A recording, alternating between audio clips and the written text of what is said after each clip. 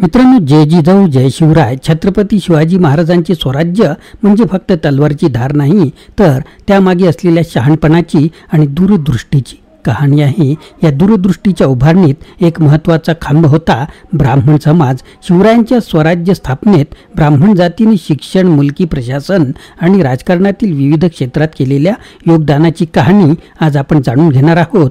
ब्राह्मणांनी केवळ धार्मिक किंवा तात्विक शिक्षणाचाच प्रसार नाही केला, तर शिवरायांच्या प्रशासनातील अमूल्य योगदान सुद्धा दिलेलं आहे. या महान कार्याचा मागोवा घेत आपण जाणून घेऊ की कशा प्रकारे ब्राह्मण समाजाने स्वराज्य स्थापनेत मोठी भूमिका बजावली. मित्रांनो, सर्वच लोक वाईट नसतात, काही लोक चांगले सुद्धा असतात. याचं उदाहरण आपल्याला या व्हिडिओच्या माध्यमातून मिळणारच आहे. या व्हिडिओतील सर्व माहिती व शब्दांकन हे ज्या संदर्भ ग्रंथातून घेतलेले आहे त्याबद्दल व्हिडिओतील संदर्भ ग्रंथ लेखक, इतिहास संशोधक प्राचार्य डॉक्टर S.A. बाहेकर यांचा ग्रंथ स्वराज्य संस्थापक राजाशिव छत्रपती मधील भाग क्रमांक 6 क्षत्रिय कुलावंत श्री राजाशिव छत्रपती प्रकरण 3 स्वराज्य स्थापनेत ब्राह्मण जाती जमातीने बजावलेली कामगिरी भाग 2 पृष्ठ क्रमांक 597 ते 560 पर्यंत घेतलेले आहे. मित्रांनो, या व्हिडिओत आपण काय माहिती पाहणार आहोत तर शिवरायांच्या स्वराज्यात ब्राह्मणांनी शिक्षण क्षेत्रात नेमकं काय योगदान दिलं होतं, त्यांनी तत्कालीन शिक्षण पद्धती कशी बदलली आणि नव्या विचारांची रुजवणूक कशी केली, मुलकी प्रशासनातील ब्राह्मण समाजाचे वर्चस्व का आणि कसे होते, शिवरायांच्या प्रशासनात ब्राह्मण अधिकारी आणि न्यायाधीशांची भूमिका कशा प्रकारे महत्त्वाची ठरली, शिवरायांच्या राजकीय यशात ब्राह्मण सल्लागार आणि मुत्सुद्दींनी काय भूमिका बजावली, स्वराज्य स्थापनेच्या वेळी ब्राह्मण सल्लागारांनी दिलेले राजकीय आणि धोरणात्मक निर्णय कसे क्रांतिकारी ठरलेले आहेत, ब्राह्मण समाजाचे मुलकी प्रशासनातील योगदान आजच्या काळात कसे अनुकरणीय असू शकते की नसेल, आधुनिक काळातही त्यांच्या व्यवस्थापन कौशल्याचे अनुकरण करता येईल की नाही करता येईल, शिवरायांचे स्वराज्य स्थापन करताना ब्राह्मण समाजाचा पुढील पिढ्यांसाठी दिलेला वारसा काही आहे की नाही, ब्राह्मण समाजाने उभारलेल्या शिक्षण आणि प्रशासनाच्या पायावर आजच्या समाजात काय शिकता येईल किंवा काय शिकायला मिळू शकते काय. मित्रांनो, नवीन असाल तर चॅनलला सबस्क्राईब करायला विसरू नका. सुरुवात करूया महत्त्वाच्या मुद्द्यांना. Doctor S.A. बाहेकर यांचे चॅप्टर 3 मधील काय शब्द आहेत पहा. स्वराज्य स्थापनेत ब्राह्मण जाती जमातीने बजावलेली कामगिरी भाग 2 महाराष्ट्रातील प्रत्येक जात आणि जमात विशिष्ट धार्मिक, सामाजिक, राजकीय परंपरेत तसेच भौगोलिक परिस्थितीत वाढलेली असल्याने ती विशिष्ट व्यवसायात अथवा धंद्यात निष्णात झालेली असून तिच्या ठिकाणी तिचे खास गुणदोष निर्माण झाले आहेत.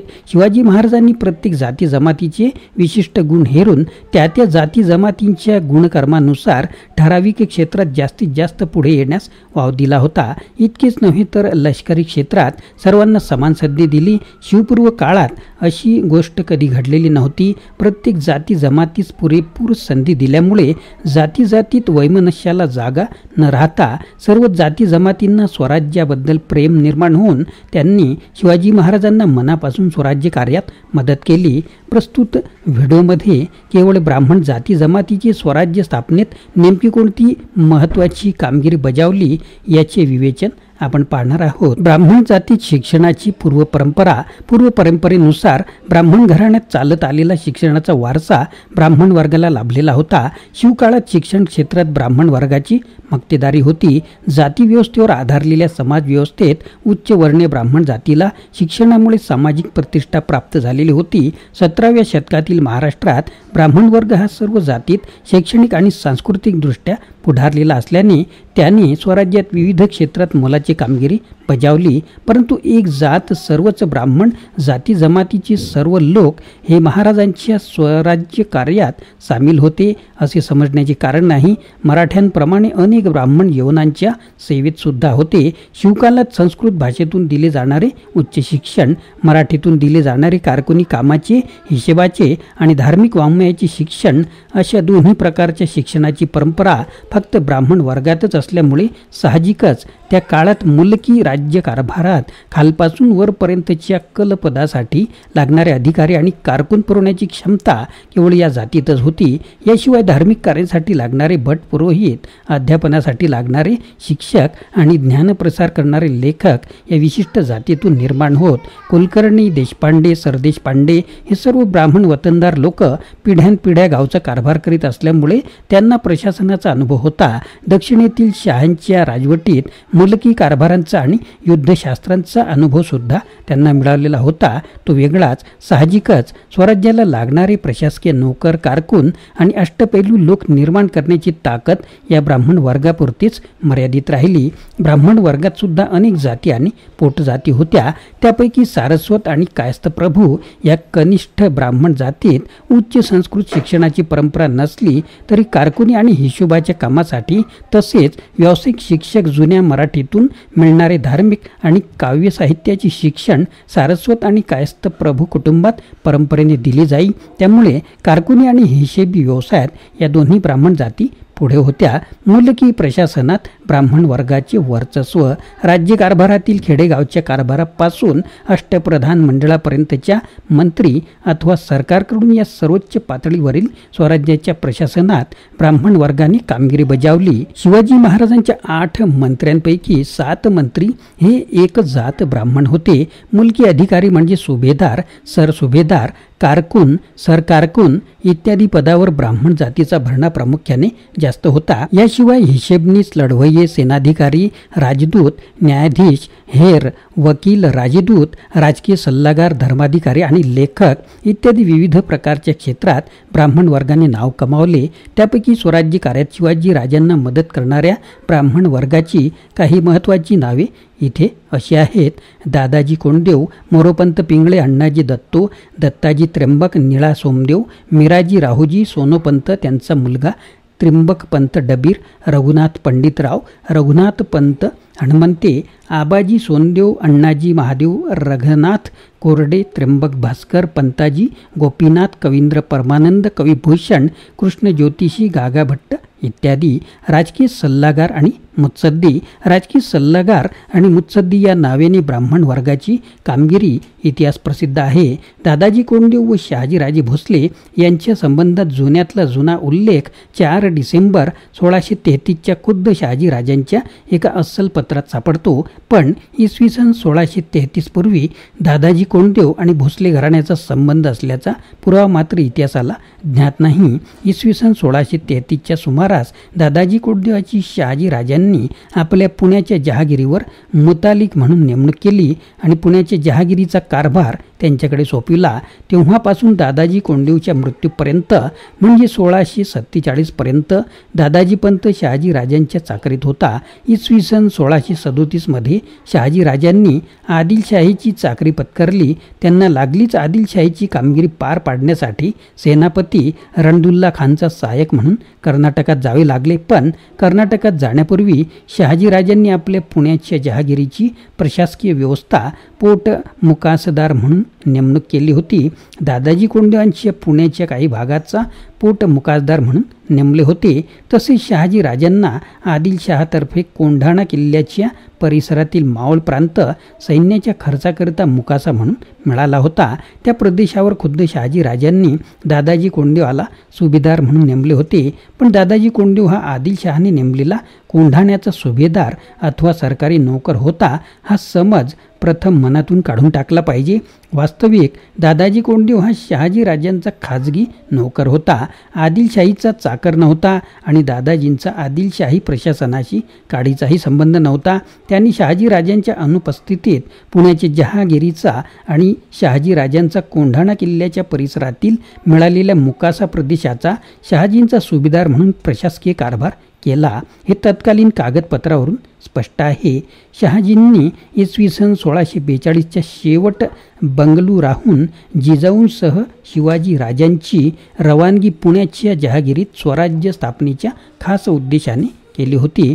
त्यासाठी त्यांच्यासोबत शामराव निळकंठ पेशवे मुख्याधिकारी, बाळकृष्ण पंत मोरोपंत दीक्षितांचे चुलत भाऊ मुजुमदार वसुली अधिकारी, सोनोपंत डबीर परराष्ट्र वकील आणि रघुनाथ बल्लाळ सबनीस सैन्यांसंबंधी हिशेब ठेवणारे अधिकारी इत्यादी मुत्सद्दी सर्व तयारीनिशी पुण्यास रवाना केले होते. शहाजीराजांनी शिवाजी महाराजांसोबत पाठविलेले हे ब्राह्मण अधिकारी अनुभवी मुत्सद्दी, स्वामिनिष्ठ आणि शहाजीराजांच्या विश्वासातील होते. त्यांनी जिजाऊ साहेबांच्या नेतृत्वाखाली सुरुवातीपासून पुण्याच्या जहागिरीचा कायापलट घडून आणला आणि स्वराज्य निर्मितीच्या कार्यात भाग घेतला. दादाजी कोंडदेव हा एक स्वामिनिष्ठ सेवक म्हणून शिवाजी महाराजांच्या पाठीशी खंबीरपणे उभा होता. एक स्वराज्यनिष्ठ प्रामाणिक सेवक म्हणून शहाजीराजांनी सुद्धा दादाजी कोंडदेवाला कधीच अंतर दिले नाही. शिवाजीराजांनी देखील आपला स्वामिनिष्ठ आणि अनुभवी वयस्कर चाकर म्हणून त्यांना सन्मानपूर्वक वागणूक दिली. दादाजी कोंडदेवांचा 7 मार्च 1647 मध्ये मृत्यू झाला. शिवाजी महाराज इसवी सन 1642 मध्ये पुण्याचे जहागिरीत आले तेव्हा ते मातेच्या नेतृत्वात आणि मार्गदर्शनाखाली शहाजीराजांनी नेमून दिलेल्या ब्राह्मण मंत्र्यांच्या सहाय्याने पुण्याच्या जहागिरीचा कारभार पाहत असत. योग्य वेळी शिवाजीराजे त्याचा सल्लाही घेत. पुढे विजापूरकरांनी शहाजीराजांना अटक करून कैदेत डांबले.